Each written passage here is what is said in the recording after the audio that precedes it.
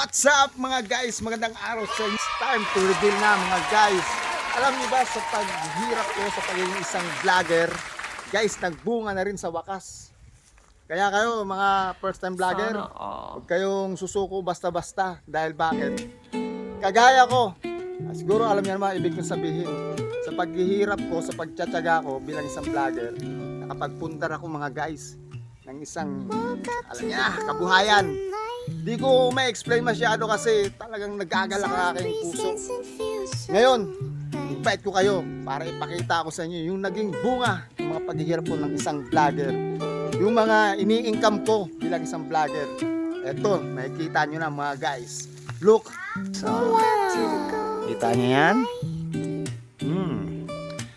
Talaga namang maliwanag na maliwanag pa sa sikat ng araw lahat ng nakikita nyo mga guys. Wow! Nakita nyo na rin sa wakas yung mga sweldo ko bilang isang pagiging vlogger. Diba? It's time to reveal. Hoy! Anong ginagawa mo dito? Mali ko yata ang pagpasok dito ha. Private property to. Inaangkin mo pa yung palayan ko. Baka may kalalagyan ka. Inaangkin mo na yung lupa namin ah.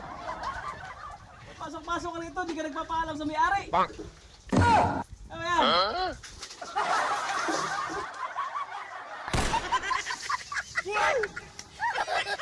Hindi pwede yan, magpapaalam ka muna, baka ka mag-content.